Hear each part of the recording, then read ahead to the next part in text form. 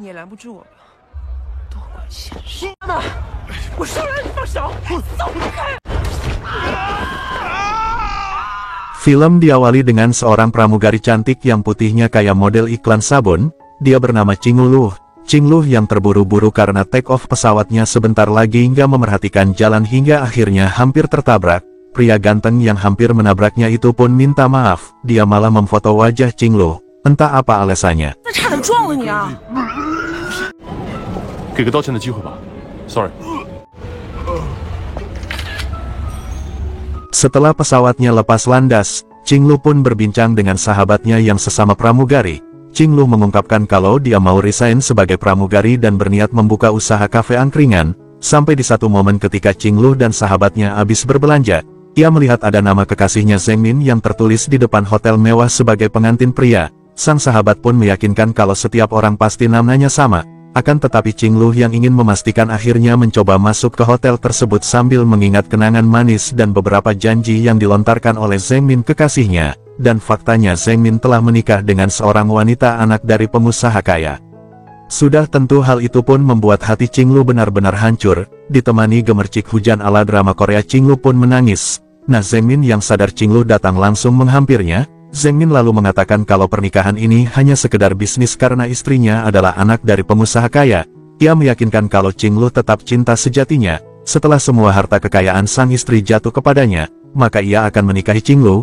Namun Qing Luh yang benar-benar kecewa itu pun tak percaya kata-kata Zheng Min lantaran dia nggak mau jadi wanita simpanan. Sampai saat si Zheng Min mencoba bertukar liur dengan Qing Luh, Qing Luh malah menggigit lidahnya sambil ngata-ngatain mantan kekasihnya yang matre tersebut.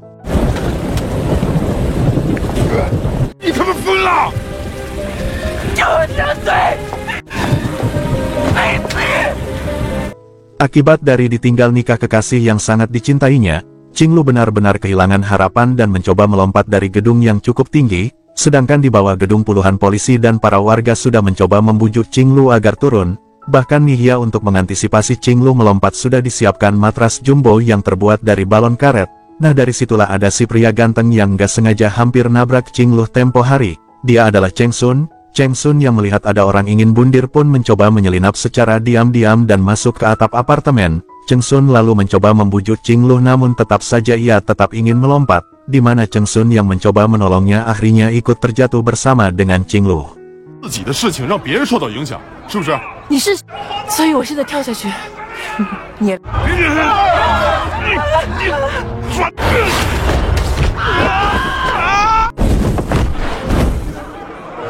Beruntung mereka berdua selamat karena tepat jatuh di atas matras raksasa, tapi Cheng Sun yang masih kepo terhadap kondisi Qing Luh pun mengikutinya hingga sampailah mereka ke dekat kafe, yang mana kafe itu ternyata milik Qing Luh. Nah, dari sini mereka berdua pun berkenalan. Qing Luh juga ingat kalau orang yang waktu itu hampir menabraknya adalah Cheng Sun. Kelihatannya si Cheng Lun ini suka sama Qing Luh karena dia merasa senang lantaran takdir mempertemukannya kembali. Dan faktanya selama ini si Cheng Sun diam-diam mengagumi Qing Luh. Terlihat dari dalam rumahnya ada foto Qing Luh yang dipandangi terus-terusan. Untuk bisa melakukan PDKT dengan Qing Luh, Cheng Sun pun pergi ke kafe miliknya. Di sana Qing Luh memperlihatkan hasil lukisannya kepada Qing Luh, di mana si Cheng Sun ini suka banget kalau ngelihat Qing Luh pakai pramugari. Qing Luh pun bertanya apa profesi Cheng Sun, lalu Cheng Sun menjawab kalau dia adalah seniman miskin. Padahal si Cheng Sun adalah anak pewaris tahta kekayaan ayahnya yang bisa dibilang konglomerat nomor 10 terkaya di Tiongkok. Tetapi karena dia lebih suka menjadi seniman jalanan, ia pun berbohong kepada Qing Luh. Lagi pula dia gak pengen Qing Luh ini suka kepadanya cuma gara-gara dia anak sultan kaya. Si Cheng Sun pun ngobrol sama si Qing Luh sampai kafenya mau tutup. Di tengah-tengah perbincangan yang asik, ada beberapa preman reseh yang masuk dan menggoda Qing Luh. Alhasil Cheng Sun yang gak suka pujaan hatinya dicolak-colek langsung mengeluarkan jurus khasnya yakni gabungan antara kungfu Cina dan juga karate Korea.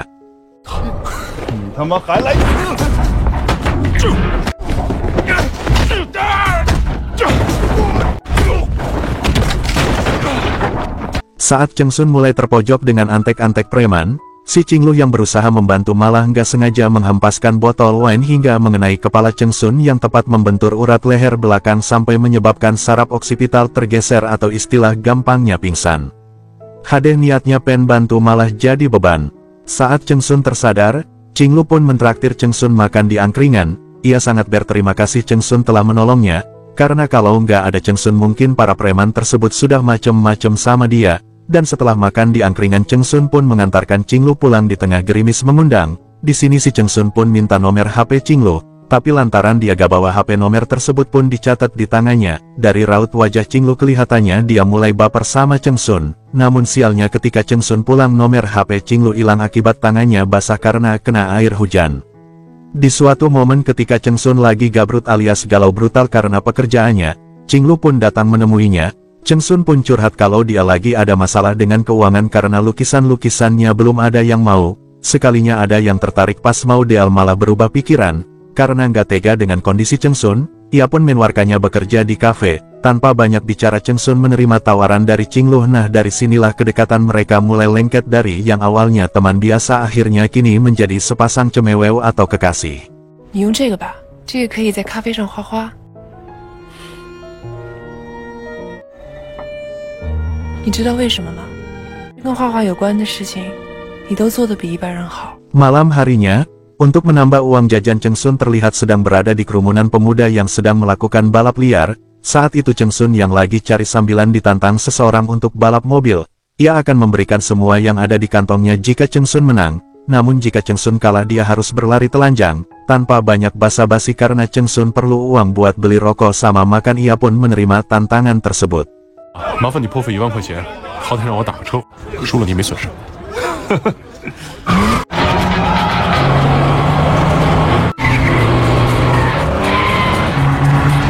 Tak disangka ternyata Cheng Sun memenangkan balapan dengan mobil pinjaman temannya. Dari uang hasil hadiah balapan, Cheng Sun mengajak Qinglu Candelite dinner di restoran bintang 7. Di sana mereka pun mulai membahas latar belakang keluarga masing-masing. Diketahui ibu Qinglu telah meninggal dunia, sementara ayahnya memutuskan untuk kawin lagi. Sebelumnya ayah Qinglu adalah orang kaya, tetapi lantaran tak bisa mengelola uang dengan baik akhirnya sang keluarga Qinglu pun jatuh miskin. Hingga secara mendadak datanglah pelayan yang membawa kue bertuliskan "Aku Trisno Karo Koe".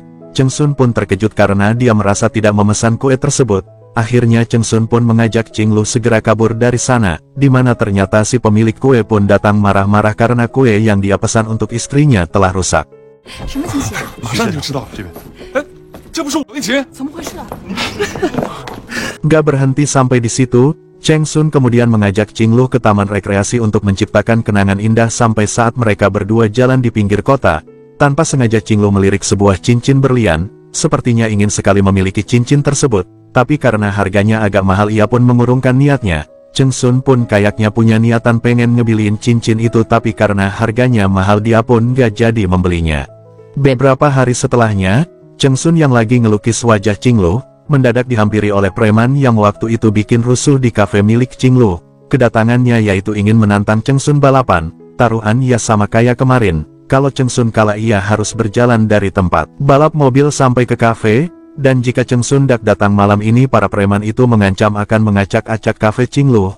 Akhirnya karena tak mau terjadi apa-apa pada kafe Qinglu, Cheng Sun pun mengikuti balapan. Namun sayang di saat mobilnya melaju kencang tiba-tiba ada Qinglu yang memberhentikannya. Beruntung Cheng Sun berhasil memberhentikan mobil tepat waktu. 那就太和谐了，可惜不是。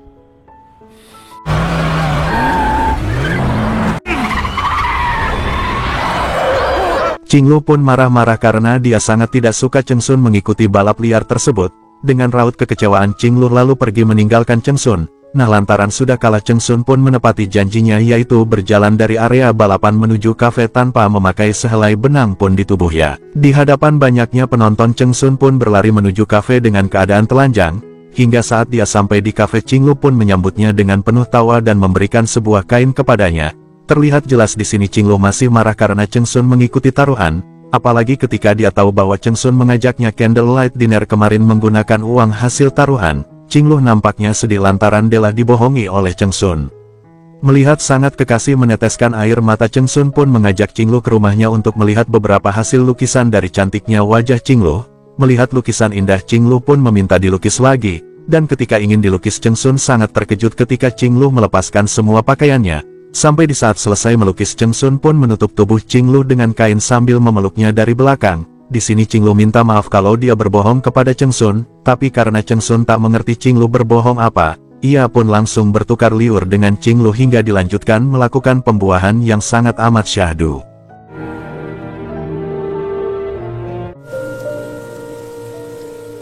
Singkat cerita, Qinglu yang lagi di kafe dikirimkan Sep sebuah majalah edisi lawas. Di dalamnya ada artikel tentang Cheng Sun. Faktanya Cheng Sun adalah anak tunggal dari seorang ibu presiden perusahaan R Group, di mana perusahaan tersebut merupakan salah satu perusahaan penting yang menaikkan ekonomi negara. Mendapat kiriman majalah tersebut, Qinglu lalu mendatangi Zheng Min mantannya di sebuah gedung mewah yang sekarang jadi miliknya. Sebelumnya gedung ini adalah milik wanita anak dari sultan kaya yang sekarang menjadi istri dari Zheng Min, dan setelah mereka bertemu, Zheng Min pun mengungkapkan kalau sekarang mereka sama-sama memacari seseorang karena hartanya. Mendengar ucapan ketus dari Zheng Min, Qinglu pun kemudian pergi. Qinglu lalu pergi menemui Cheng Sun untuk memberitahu kabar baik kalau lukisannya akan dibeli oleh orang. Di sini Qinglu berpura-pura gak tahu kalau Cheng Sun adalah anak dari orang kaya. Ia bersandiwara seperti tidak terjadi apa-apa, hingga saat beberapa lukisan Cheng Sun sudah laku terjual. Cheng Sun pun langsung memberikan kejutan kepada Qinglu, yaitu menghadiahi cincin yang waktu itu Qinglu inginkan. Cheng Sun pun berniat melamar dan mengajak Qinglu untuk menikah. Namun tiba-tiba Qinglu merasa sedih dan langsung pergi ke sebuah tempat. 你做记忆卖了吧？来的钱买戒指，说那些话是你的生命啊！你卖给谁了？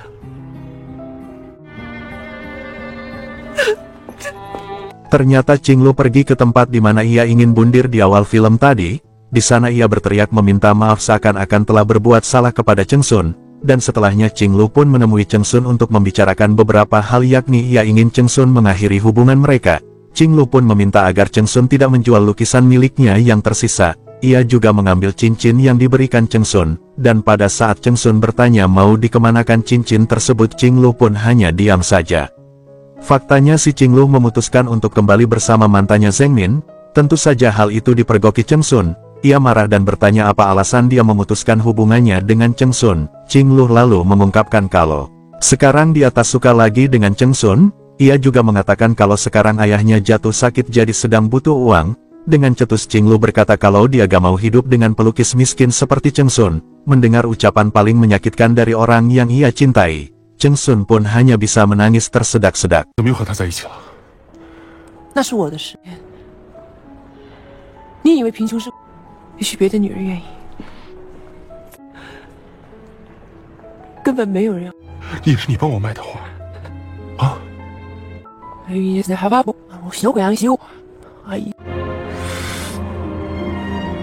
Di kamar hotel, Zheng Min pun marah-marah karena Qinglu nggak mau dibuahi. Dari binar matanya terlihat kalau Qinglu menyesal dengan ucapan barusan yang dilontarkan kepada Cheng Sun. Sebenarnya Qinglu masih cinta dengannya, dan alasan kenapa dia berkata seperti itu yaitu agar Cheng Sun menjauh darinya. Usut punya usut, faktanya si Qinglu ternyata punya perjanjian dengan ibunya Cheng Sun. Dalam perjanjian itu Qinglu diminta agar Cheng Sun jatuh cinta padanya, lalu setelah itu Qinglu harus mencampakannya dan mengatakan kalau dia nggak suka seniman miskin. Hal itu pun bertujuan biar Cheng Sun bisa balik ke mamahnya dan meneruskan perusahaan sang ibu menjadi presiden R Group serta meninggalkan seni melukisnya. Akan tetapi nyatanya Qinglu terjebak dengan perasaan jatuh cinta kepada Cheng Sun, dan karena dia udah terlanjur tanda tangan kontrak seharga 15 juta yuan, mau nggak mau si Qinglu pun nggak bisa membatalkan perjanjian tersebut.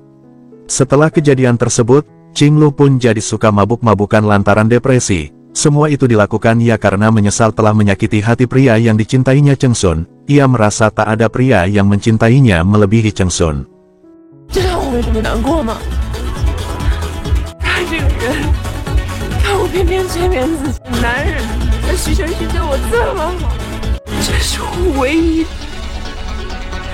Sementara itu, Cheng Sun yang dilanda gabrut atau galau brutal akhirnya pulang ke rumah ibunya. Si ibu pun mengatakan kenapa dia nggak mau Cheng Sun jadi seniman. Semua itu dikarenakan si ibu meninggalkan suaminya lantaran profesi sang suami hanyalah pelukis. Akibat dari itu suami ibu Cheng Sun pun bundir lantaran merasa gagal menjadi seorang pelukis. Beberapa bulan setelahnya, Cheng Sun kini mengikuti jejak sang ibu menjadi CEO di R Group. Setelah resmi menjadi ahli waris perusahaan ibunda, Cheng Sun pun menawarkan lukisan-lukisannya dengan harga murah yaitu 1 yuan atau setara dengan 200 rupiah. Hal tersebut pun dilakukan ya agar Cheng Sun bisa meninggalkan masa lalunya. di sana ada seseorang yang menawarkan lukisan yang sangat disukainya seharga 15 juta yuan. Tentu hal tersebut membuat Cheng Sun terkejut. Siapa yang mau membeli lukisannya dengan harga semahal itu? 标价1块钱卖出去。都是家族的政策，都由我来决定。去办吧。 Alhasil Cheng Sun pun mencari siapa pembeli lukisannya sampai ke negeri Eropa, dan setelah mendapatkan alamat si pembeli, ternyata dia adalah Ching Lu yang sekarang terlihat miskin di rumahnya. Cheng Sun pun bertanya di mana pria yang waktu itu bersamanya. Tak hanya itu, Cheng Sun juga berterima kasih berkat hinaannya Cheng Sun bisa menjadi pria sukses seperti sekarang. Hingga saat Ching Lu bertanya apakah Cheng Sun akan melukis lagi, Cheng Sun pun pergi begitu aja. Ching Lu pun menangis melihat Cheng Sun pergi. Terlihat di jarinya ia masih memakai cincin yang diberikan Cheng Sun ketika mereka mengakhiri hubungan. Dengan segera Ching Lu pun pergi mencari keberadaan Cheng Sun sampai saat di tengah perjalanan Ching Lu dirampok oleh seseorang yang ingin merampas cincinnya hingga terluka.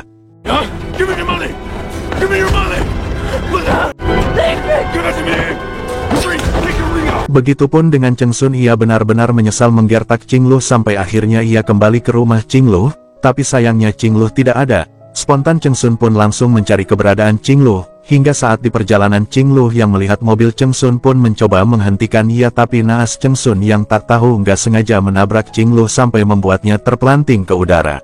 Sesegera mungkin Cheng Sun pun membawa Ching Lu ke rumah sakit. Nampak Cheng Sun sangat menyesali perbuatannya, gara-gara mengikuti amarah nyawa Ching Lu pun terancam.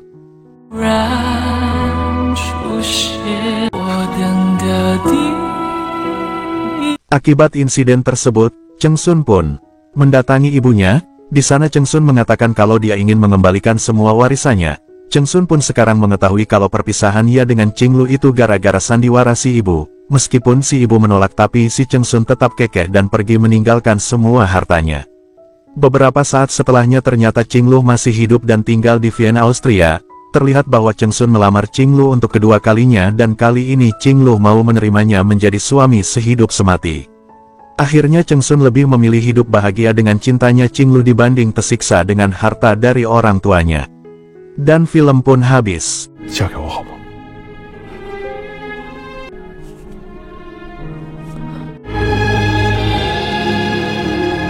Nah, gimana filmnya? Kalau menurut saya sih film ini recommended banget buat ditonton. Ya walaupun plotnya agak membingungkan dan terlalu banyak drama, tapi akting dari dua artis beda negara ini tidak bisa diragukan lagi. Dari film ini saya jadi ingat kata-kata bijak yang berbunyi, sesungguhnya kekayaan itu bukan terletak pada banyaknya harta benda, melainkan pada hati dan ketenangan jiwa. Sekian review film kali ini. Kurang lebihnya mohon maaf kalau ada salah kata dan pengucapan. Makasih buat kalian yang udah nonton. Saya pamit dulu.